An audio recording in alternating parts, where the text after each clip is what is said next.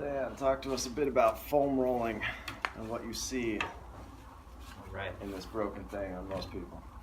Well, most people are constantly in thoracic flexion. Their pectorals are really tight, shoulders are rounded forward, and their head's coming forward. And this creates passive changes in the ligaments. Okay, so what happens is, as much as we try to activate the muscles here to get everything straight and lined up properly, oftentimes we're just extending our spine. Extending back rather than expanding. Okay, but just like with a rubber band, if you stretch it so many times, eventually it won't go back to its normal position. Okay, so that's the way that the ligaments are. It's taut. It is taut. So oftentimes I like to relate it to a sheet of paper. Okay, if you bend a sheet of paper, you crease it, It's going to stay there. it's going to stay there, right? Doesn't matter how many times you try to strengthen the muscles to hold it up. I mean, you have to be super strong. You have to be thinking about it, holding it all the time. So before you work on strengthening and stabilizing muscles, you have to work on proper mobility. Okay, so I like to say we get mobility before we get stability, because just like a structure that's unstable, like a fence post, okay, or a fence, sometimes you have to take all the screws out, right, and then align it and then put new screws in. You can't just try to screw it down in the right position when So what there's you're saying old is screws that are screws bent. in the spine. Yes, no screws in the spine. So back to the paper analogy. The only way to get that tissue back to its normal resilience is to crease it the other direction, and then you've got that free mobile spine. Okay? A little too mobile. Yes, and it can get too mobile. Most people's problem, though, is not that they're too mobile in those areas, is that they create mobility in the wrong areas trying to fix the problem. So we have to pinpoint those areas specifically, and specific foam rolling can help do that. And then once you've got that mobility back, then you want to strengthen the spine. So foam rolling is a great addition to the chiropractic adjustments, because foam rolling is very non-specific. Okay, it's going to mobilize larger areas of space, and that you can use it effectively to hold that tissue in place over time. Whereas the adjustment is a short period of time of mobilization, but it's extremely specific. We're talking about the correct vectors of anterior and posteriority, correct vectors of rotation, right? Correct vectors of laterality. So adjusting that segment in the very specific pattern that it needs is extremely important. But to supplement that, you want to add in the foam rolling to get the general motions of life into your day to help fight all the times that we're doing this, right? Sitting at a computer, driving a car, constantly in flexion. And what I've found with foam rolling is when I used to get adjusted, it was like you said before, all very rounded here, and I'd always roll or I'd always get adjusted here and it'd be tons of motion. I remember like laying down and you just fingertip crack all these. I'm like, oh, that's great. I have so much motion. But then it's like all that motion, there's a weakness here. And usually that rounded portion is, like you said, it's where the very length and taut area is. Right. So where I found, like you said, most people lean back for trying to get that extension is most people are really jammed up here. So I find leaning forward to roll here below where most people want to is where that really painful area is. Not only are you loosening up that area, you're also engaging those weaker hip flexor muscles because everyone's hips are swayed forward. So make it work for you, 2 birds with 1 stone. The other areas, base of the neck, skull. I can't really roll on the skull. We got those wedges for that. We're thinking of the video on. But we can roll here. So hitting that, the 2 areas above and below where we have too much motion. Yeah. Even when you go to the chiropractor where they're always hitting right in that rounded area, it's harder to get these lower areas. Why? There's more adhesions there because they've been trained to get there. Right. Well, the other component is a lot of people is they actually have tendinitis in their rhomboids and in their traps. Okay, They're overstretched. because they're overstretched all the time. So those muscles are actually developing tendinitis where they attach into the spine and to different areas. And that's where it's sore and painful. That's That's where where it's- people want the adjustment. That's not where they need it most of the time. And so what happens with that is with a muscle that's under stress and it's got tendinitis, it has a light spasm to it and it starts to build up fluid pressure inside that joint. And so what happens is a joint that doesn't move properly and has an inflamed soft tissues around it starts to build up fluid pressure because that inflammatory process, It's like a sprained ankle. What's it doing? just Locking like a it sprained down. ankle. Yep. So you're going to have heat, you're going to have swelling, you're going to have tenderness, you're going to have fluid buildup, and we're going to have loss of function in the area. Not just function of the muscles, but the nerves, because it's going to affect the nerve tissue as well. That's where you see people reflexing nerve problems into their pancreas, into their stomach, getting gastric reflux into their lungs, right?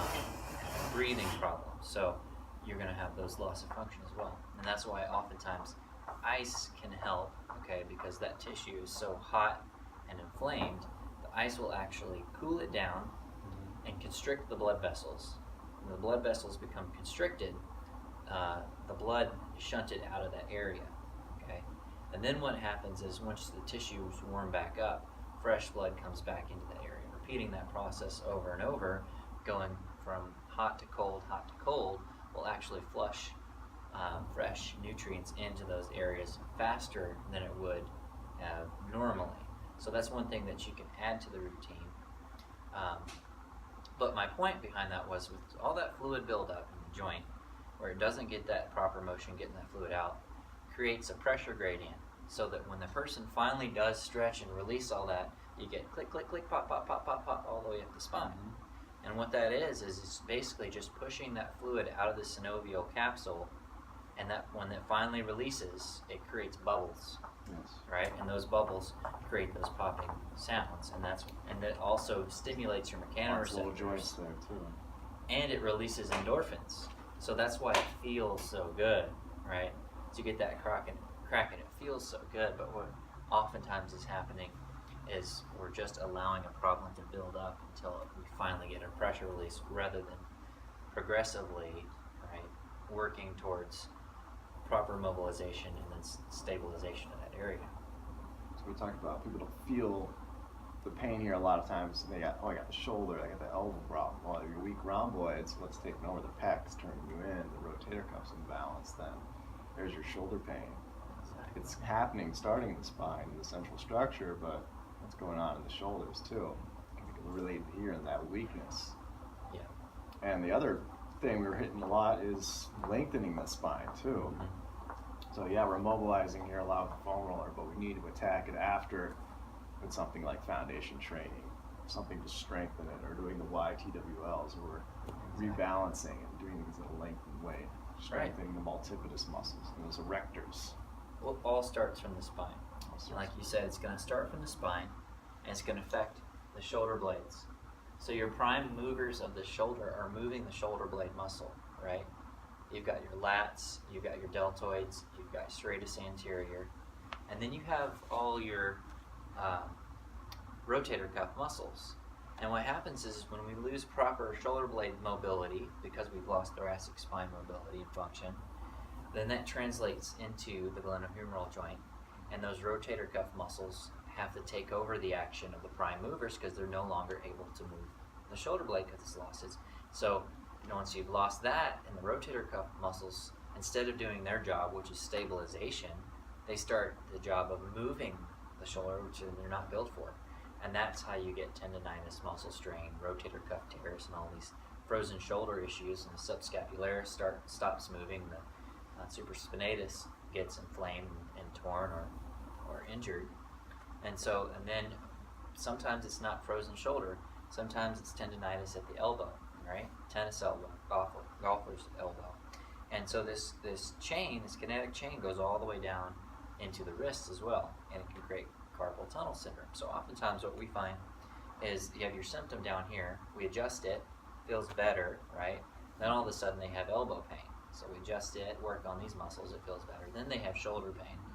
And once we get that figured out, which takes a long time and a lot of work, then they finally realize, oh, now I see it's coming from my spine. And so that's why it's so important to start at the spine and work your way out.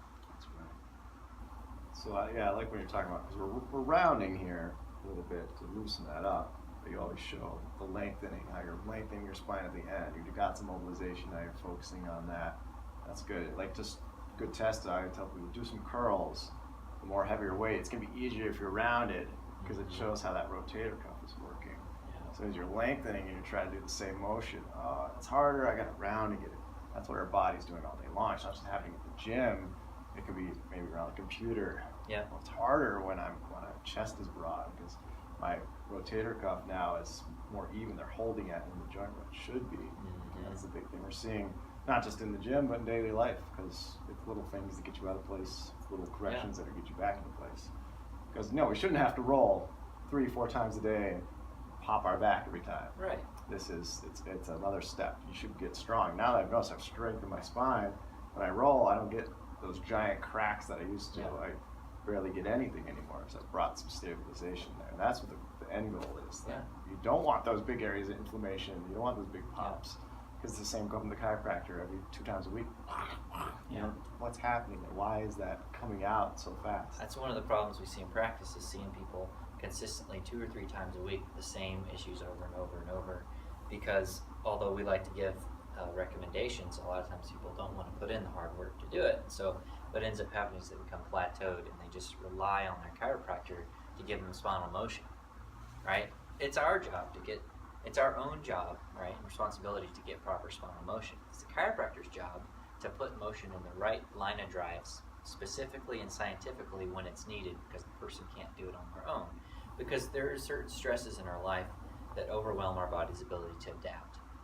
Okay, we should be able to adapt for normal life circumstances and get proper motion. But because of chemical, emotional, and physical stress, sometimes those stresses have the ability to overwhelm the system to where it can't adapt to it. That's what we call a subluxation, and that's what a chiropractor adjusts. And there's enough for it to keep us busy without dealing with these big glaring compensation areas too. I mean, you're always going to need chiropractic. Sometimes the compensations are so in your face that I can't even see those deeper causes that are really holding you up. And imagine the results we would get if we could just work on those issues. Yeah. Instead of having to refocus every time.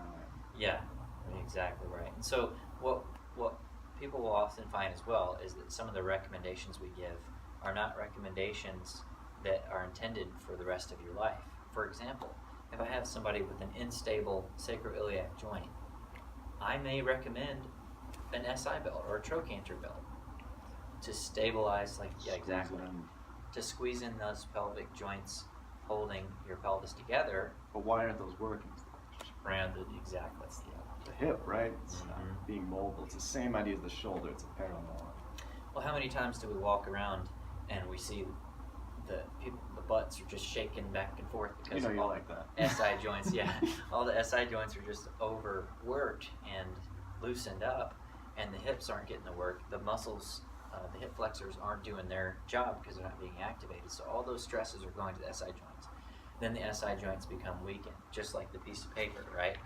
Those ligaments become weakened, and then what you have is an unstable SI joint. So the idea of a trochanter belt is to create artificial stability until those soft tissue fibers can begin to heal, repair, and then rebuild their strength back. At which point, what good does it do to do that if they then continue to go on with their bad habit and then just loosen those again? So at that point, once we've taken an unstable area and built stability in with the trochanter belt, we take off the trochanter belt, but we teach the person proper mechanics so that they don't then just do this all over again and predispose themselves to injury. And that applies to other areas of the spine, whether it's tendonitis in the elbow, right? Whether it's a rib dysfunction that keeps going out, whether it's bringing the shoulders back because of tension here. We may prescribe cervical orthosis so that they can restore the curve in the neck. These things may be not intended for a person to do every day the rest of their life, but sometimes they give us the edge that we need to make the clinical changes that we need. Exactly. And with me and my injuries, it was always tunnel vision. You're always focusing on the area of the pain. For me, it was my feet, so it was always foot exercises, this and that, and trying to strengthen those feet. It's amazing once you get the spine strong, like most of the time it's going to fix that problem. And even if it doesn't, then we can focus on it. We got to start here, get this strong, get this moving right, and then we can work on that shoulder, that hand, or that wrist. That's right. maybe someday we'll do a video on feet, orthotics as well. Awesome. Because, sometimes just the fact that we're wearing shoes that provide all the support for our feet creates weak muscles and instability in our feet that then translates up into our spine. So there's a lot of angles to look at. You want to do some foam rolling for us? Sure.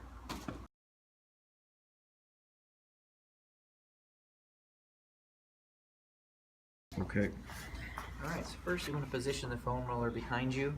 You don't want to roll on your low back, okay? If you want to work those muscles, add a little support and then just massage the muscles, but don't go directly on the spinal. And always keep your abs engaged because you don't want to hyperextend. Right, you don't want to just loose, you want to keep your abs engaged and then massage those two. You can see it on the spine here. Last thing we want to do is increase that lumbar curve. So what I like to say is start at the level where you feel your ribs, your lower ribs, okay? Those ribs add extra stability to your spine so it's not too much pressure on the spine. Okay, what you're going to do is you're going to lift your pelvis off the floor. That centers your weight down onto the foam roller. Nice ab hip flexor workout too. That's right. And then for the first position, you're going to cross your arms. It brings your shoulder blades out of the way. And then you're going to roll up and down. Nice and easy. What I like to say is don't roll mindlessly too. Pay attention to those areas that are tight and restricted. Focus. Right. You always want to hit the easy spots, right? It's the same with our workouts. Those painful areas, muscular pain, that's what you want to hit. Then you can also add some mobility into your rib heads by leaning one side to the other. Okay? Stubborn ribs. That's the first position. Second position, hands behind your head, elbows forward, again pulling the shoulder blades out of the way, and then do your rolls. And you can roll all the way down to that lower rib, all the way up, as high as you want to go, all the way to your skull here. What I like to do on this one is when you find that area that you feel is not mobile, it's very tight, achy, roll up to it, and then you're going to actually put your spine into flexion as you flex your spine over that joint. You'll get a release. So what you notice is it actually wasn't an extension that it released. It was in flexion.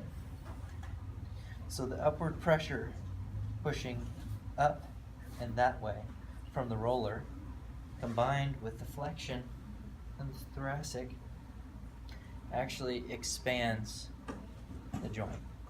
And why I find this works a lot too is you'll notice your hips are not where most people keep them when they stand. Normally hips are forward in front of the shoulders. Now they're forced to drop down. So we're bringing that spine out of extension in those areas. Everyone tends to think we're flexed forward, so we're constantly pulling back. Yeah. It's a bit of an optical illusion, isn't it? Yes. Third position. You're going to take your fingers, put them together, arms up, and extend back as far as you can go. This is difficult for a lot of people because they don't have shoulder and scapular mobility. Very difficult. So what you can do on this is just think about trying to push your arms as far up and back as you can, and then just work on each segment, spending a little time stretching each segment out. Now, a lot of people have really tight lats and subscapularis muscles. So what this can do is to help you just kind of use gravity.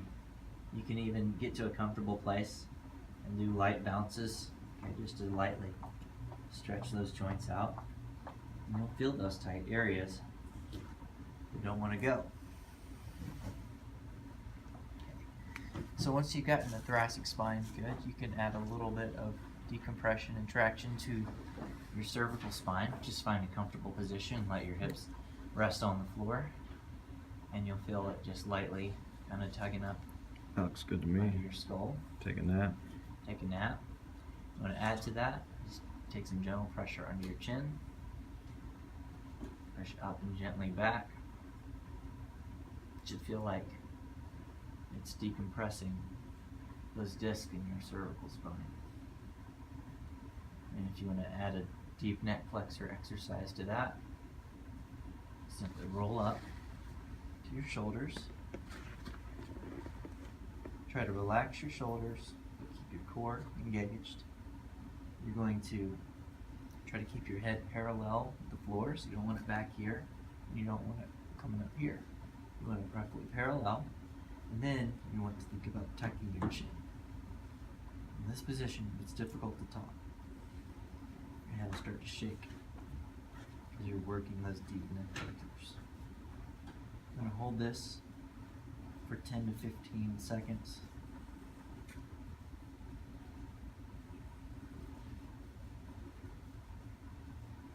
Yeah, when you hold yourself in that position, you're going to notice that chest breathing, which tightens up the neck, is going to be removed, and you're going to be forced to breathe from the diaphragm. Belly breathing, which lengthens you, opens up those joints. That's right. It's very hard to do chest breathing here.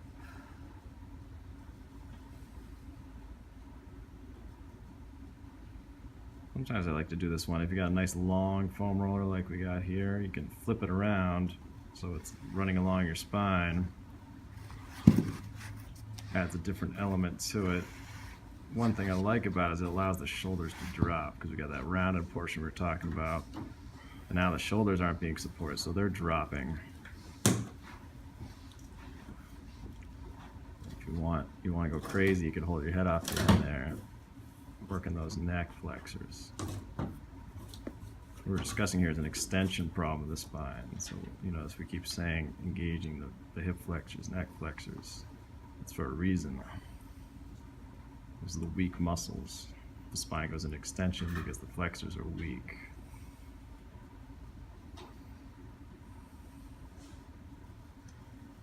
It's common when people are bench pressing and doing things in the gym. Your spine is coming up, way up here. Arching, yeah. Arching a whole lot. And yes, that changes the dynamic so that you're actually creating a stronger lever to push with, all the while basically shutting down your spinal decompressors. So think about decompressing. So if you're in chronic pain, that's the last thing you want to be doing is cheating your body. So drop the weight so you can do it right. Don't let your head go forward, don't let your back arch.